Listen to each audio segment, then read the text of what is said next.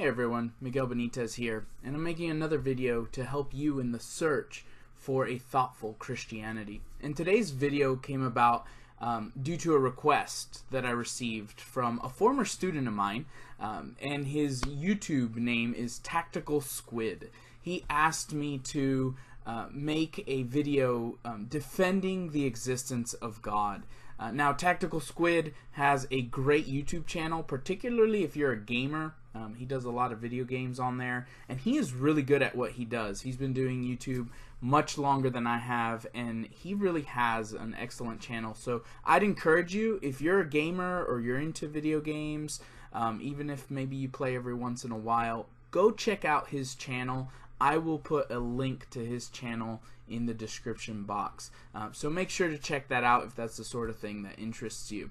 So I gave it some time. I wanted to think about it a little bit. Now, he's a former student of mine. We've had conversations about this sort of thing in the past, and so he's familiar with some of these arguments. But I did want to go ahead and make a video, particularly because I was asked to.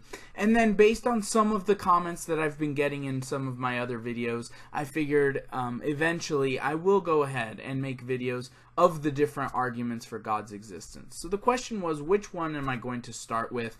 And I didn't want to just create another video where you could easily find the exact same content in another channel, right? And so although the arguments will be very similar and they're rooted in long history, I wanted to throw my own flavor in, my own twist. And so one of the things that I value and one of the things that I try and bring out in my channel is my love of literature and my love of the great texts. And so I thought that I could use Geoffrey Chaucer's Canterbury Tales as kind of a springboard into our discussion for one of the arguments of God's existence. So I'm going to read to you a small portion of A Knight's Tale. And I think that the statement he makes here, I wouldn't necessarily call it an argument for God's existence, but he describes God in such a way that I think his statement can be used to make an argument for God's existence. And so I'm just going to read it to you. It's just 16 very short lines, and so I will read that for you right now, and then I will flesh out the argument that I think is presented, or at least the one we can get from what the knight says in his tale.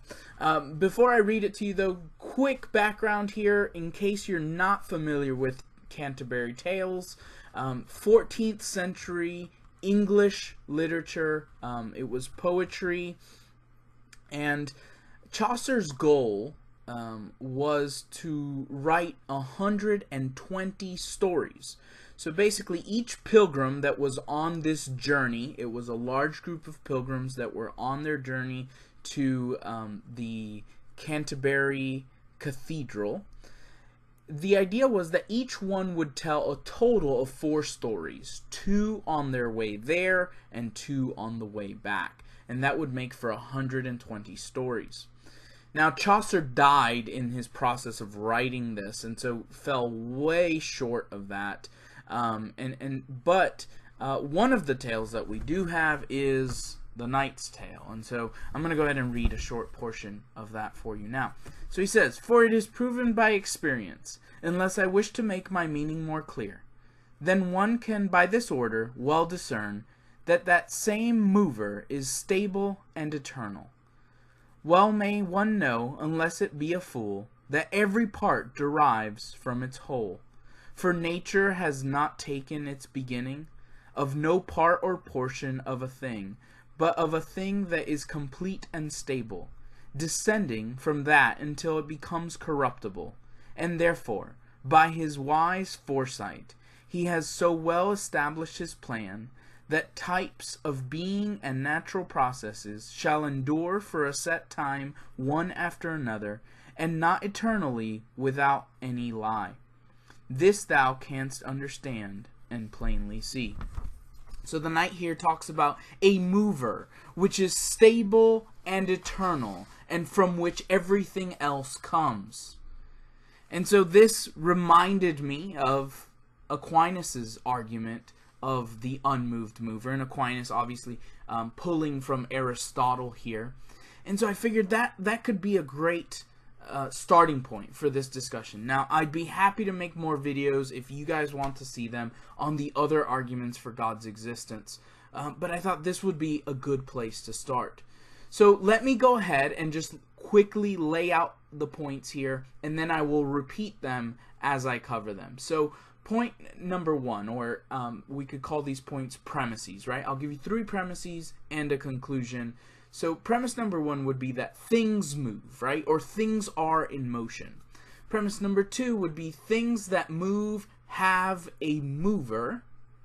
Premise number 3, we cannot have an infinite number of previous movers.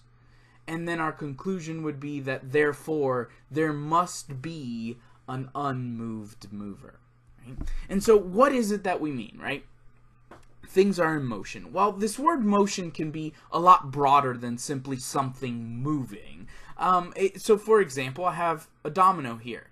I love the game of dominoes and thought this would be a great opportunity to use a domino as an illustration, right? And so we can look at this domino and we see that there are dots put into it on its face, that it's been made a certain way, right? If you have the entire set of domino, you see that they each have a different combination of numbers. And so we could ask, what is it that made this combination this way? What is it that made this domino look the way that it looks? And so we can ask, what is it that made these indents, right? What is it that made these spots black instead of white like the rest of the domino? And we could get into the different tools that were used, the paint that was used, and then we could get into, okay, and then what made the paint land where it did, particular brushes, a machine, a painter. We could go down the line, right? And so that also would be motion. But maybe the easiest way to understand this is, imagine that I had a whole line of dominoes lined up for us here, right? And you're somewhere along the middle of that line and you see dominoes knocking down the other dominoes in successive order, right? It would be appropriate to ask, okay, well, what made that particular domino tip over? And we would say, well, the domino before it, and the domino before it, and the domino before it, and the domino before it, right? So things are moving. I don't think that that's really something that would be questioned by anyone.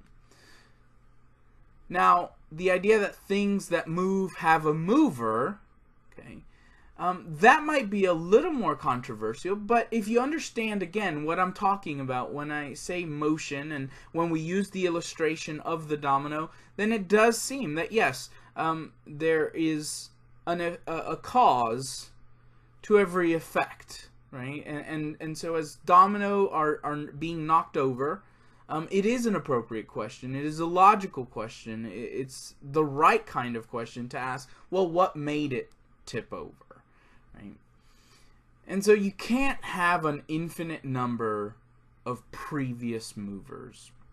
And so what do we mean by that? Well, if there was never the first initial domino to start the process, if we remove what would be the first domino, then you don't really have dominoes moving and tipping over in the first place, right? It seems pretty obvious on its face that you would need to have a starting point for the domino moving. But if all we do is place another domino before it and say, okay, well, this was what caused that domino, then this one is no longer the first. And then we go back and look at another domino and another domino and another domino. So it seems, though, that in order for this process to begin, in order for this motion to have actually taken place, there does need to be some kind of starting point. But if that starting point itself is in motion, is developing, is changing, right, then we would have to ask what moved it. So in order for us to avoid this conundrum, in order for us to make sense of this, what we would need is a first mover that is itself not moved. But when we look at the domino, it's matter, right? And so the moment you have matter, you're going to be asking what configured this matter in this way.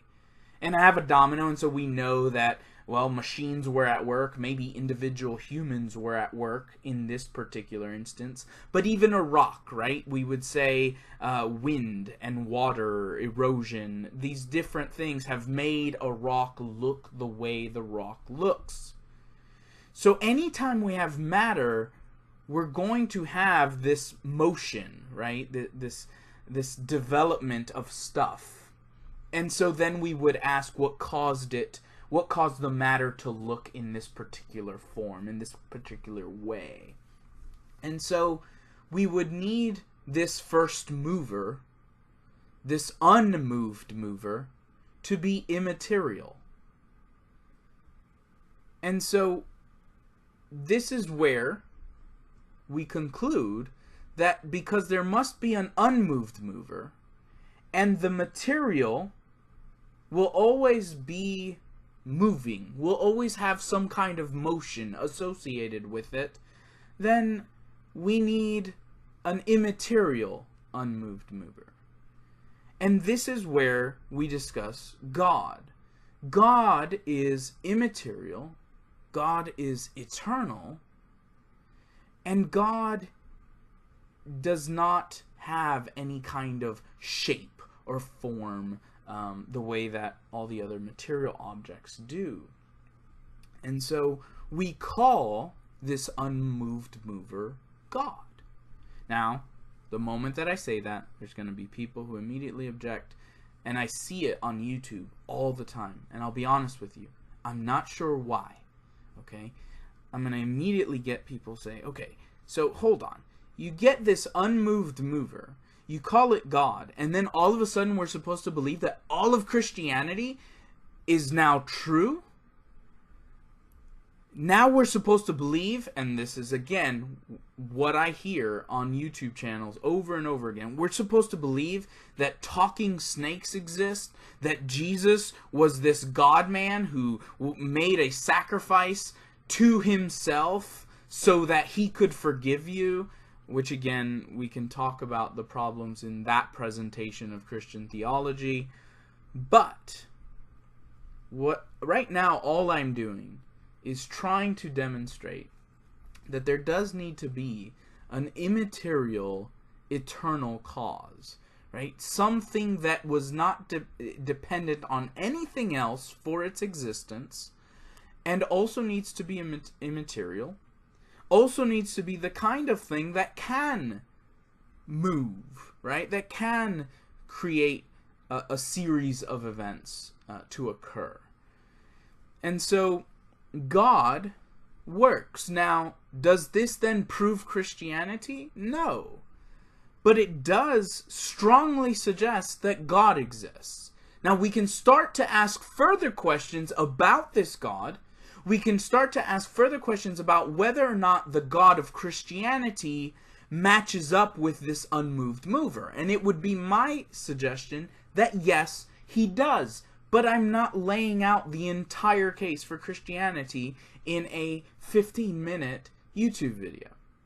Okay? And so I think that it's important that we understand that's all I'm trying to demonstrate is an argument for God's existence. So please, for those who may desire to respond,